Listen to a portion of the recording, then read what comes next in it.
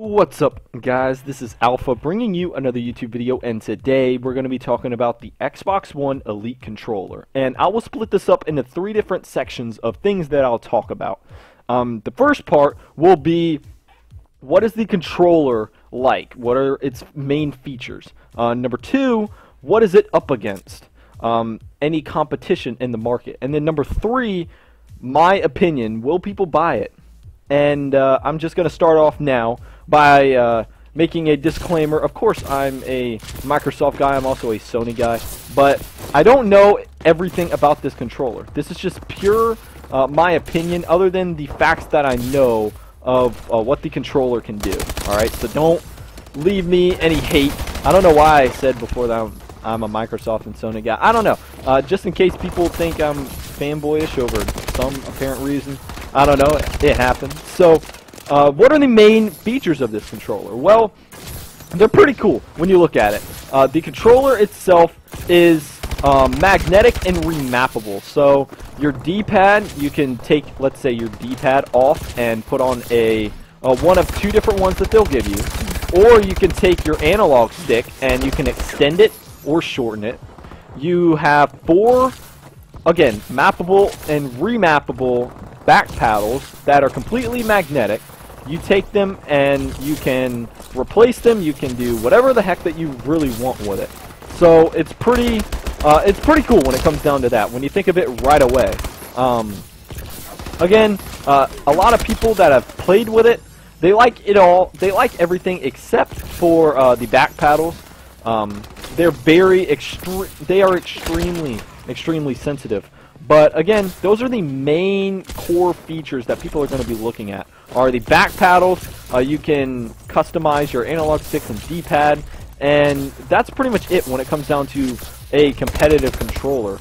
And what they want, what Microsoft wants, is a controller that the casual person can use, if they please, and if they ever play a game such as Halo or Call of Duty, they have the option of turning it into this complete beast of a controller that you can keep up with professional gamers at.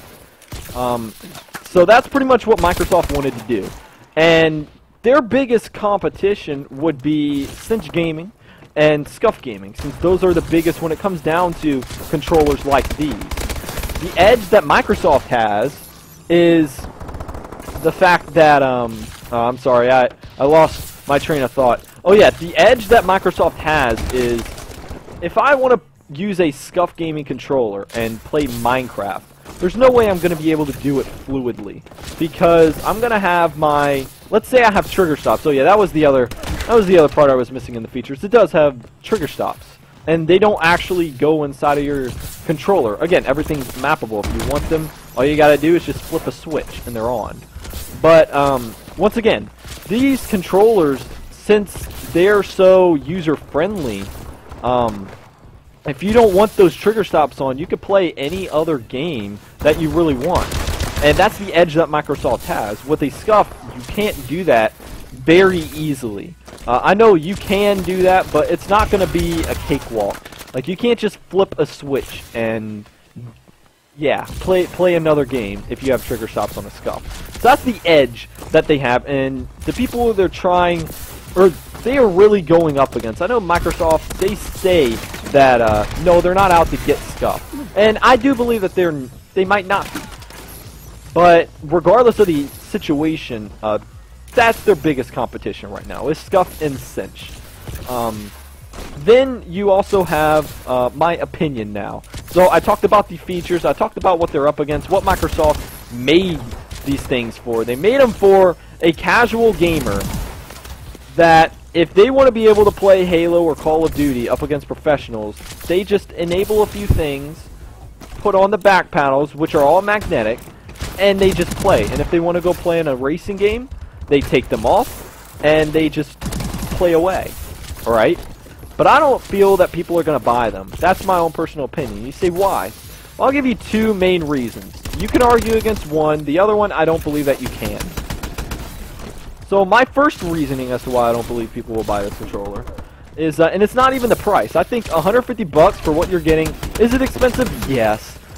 But if I knew less than what I know now, I probably would consider it maybe in the future. Maybe. But, one, the back paddles are extremely sensitive. I mean, apparently, these are pro Call of Duty players, okay? They say that when you grip the controller, the back paddles, like, if I were to grip the controller, then I would start jumping around immediately without meaning to press the button, which means that's going to be a lot of misclicks. So that's not good. Now Microsoft, they can fix that, so that's arguable, right? Then the other thing is the competitive scene that they're going after. Really, Call of Duty is the biggest one on console right now. The other one's Halo. Those are the two biggest when it comes down to first-person shooters, and really what Microsoft is aiming a little bit more for.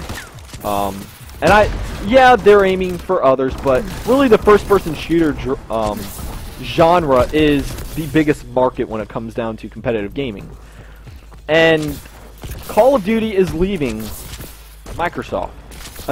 They're already over at Activision now for Black Ops 3.